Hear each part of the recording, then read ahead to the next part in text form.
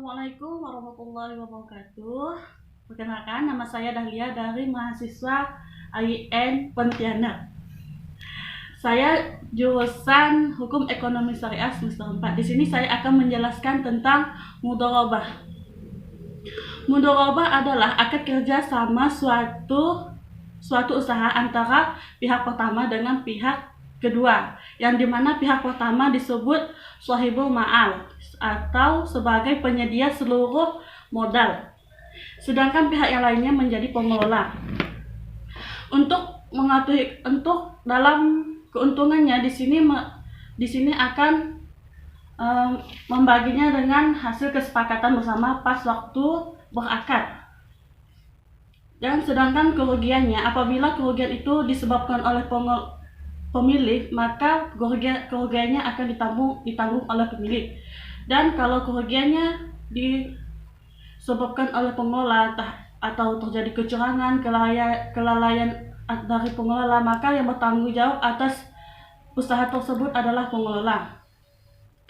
Landasan mudharabah di sini adalah dalam Quran surah Al-Muzammil, yang artinya dan dari orang-orang yang berjalan di muka bumi dengan mencari sebagian karunia Allah Subhanahu wa taala. Selain dalam Quran surah Al-Muzammil, dijelaskan pula dalam Quran surah Al-Jumu'ah ayat 10 yang artinya, apabila telah ditunaikan sholat, maka bertobatlah kamu di muka bumi ini dan mencarilah karunia Allah Subhanahu wa taala. Selain dalam Quran surah Al-Muzammil dan surah Al-Jumu'ah, dijelaskan pula dalam Quran surah Al-Baqarah ayat 198 yang artinya, tidak ada dosa atau penghalang bagi kamu untuk mencari karunia Allah Subhanahu wa taala. Dalam Quran surah Al-Jumu'ah dan surah Al-Baqarah ini sama-sama mendorong kita untuk melakukan upaya perjalanan mencari usaha. Selain dalam Al-Quran dijelaskan pula dalam hadis yang diriwayatkan oleh Ibnu Abbas bahwa Sayyidina Abbas bin Abu Muthalib jika memberikan dana ke mitra usahanya secara mudharabah, ia mensyaratkan bahaya atau membeli ternak. Jika menyalahi peraturan tersebut, yang bersangkutan bertanggung jawab akan dosa tersebut. Yang ketiga, saya akan menjelaskan tentang jenis-jenis al-mudharabah. Mudharabah di sini dibagi menjadi dua, yaitu mudharabah al-mutlaq yang artinya transaksi mudharabah mutlaq adalah bentuk kerjasama antara shahibul ma'al dan mudharib yang cakupannya sangat luas dan tidak dibatasi oleh spesifikasi jenis usaha, waktu, dan daerah bisnis. Yang kedua, mudharabah muqayyah. Mudharabah muqayyah di sini disebut juga dengan istilah qasid mudharabah yang artinya kebalikan dari mudharabah mutlaq. Yang keempat, aplikasi dalam perbankan. Pada si penghimpunan dana, al-mudharabah diterapkan pada pertama, tabungan berjangka, yaitu tabungan yang dimaksudkan untuk tujuan khusus, seperti tabungan haji, kurban, dan sebagainya. Yang kedua, deposito spesial, di mana dana yang dititipkan nasabah khusus untuk bisnis tertentu, misalnya mudharabah saja atau ijarah saja.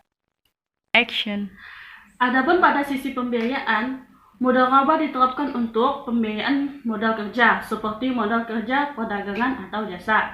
Yang kedua, investasi khusus disebut juga sebagai mudharabah muqayyah, yang dimana sumber dana khusus dengan penyaluran yang khusus dengan syarat-syarat yang telah ditetapkan oleh syahibul ma'al. Yang kelima, manfaat al-mudharabah. Manfaat mudharabah ini satu, bank akan menikmati peningkatan bagi hasil pada saat keuntungan usaha nasabah meningkat. Yang kedua, bank tidak berkewajiban membayar bagi hasil kepada nasabah perdanaan secara tetap.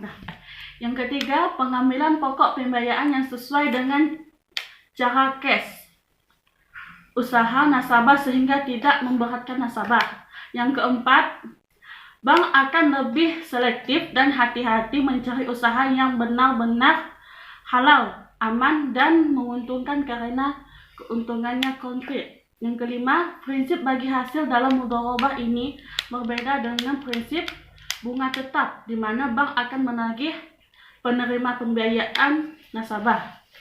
Selanjutnya, resiko mudharabah. Risiko yang terdapat dalam akad mudharabah ini tertentu dapat pada penerapannya dalam pembiayaan relatif tinggi, di antaranya 1. Nasabah menggunakan dana itu bukan seperti yang dimaksudkan dalam kontrak. Yang kedua, lalai dan kesalahan yang disengaja. Yang ketiga, pembiayaan keuntungan oleh nasabah bila nasabahnya tidak jujur. Dalam mudharabah ini, akadnya harus jelas, pasti, dan mudah dipahami antara kedua belah pihak. Dan akad mudharabah ini bisa secara lisan ataupun secara tertulis. Sekian dari saya. Ya. Demikian yang dapat saya jelaskan. Karena kita masih belajar, mohon maaf jika terdapat kesalahan karena ini video pertama saya di konten saya ini. Saya mohon maaf jika terdapat kesalahan dari apa yang saya sampaikan. Demikian saya akhiri, wabillahi taufiq wal hidayah. Wassalamualaikum warahmatullahi wabarakatuh.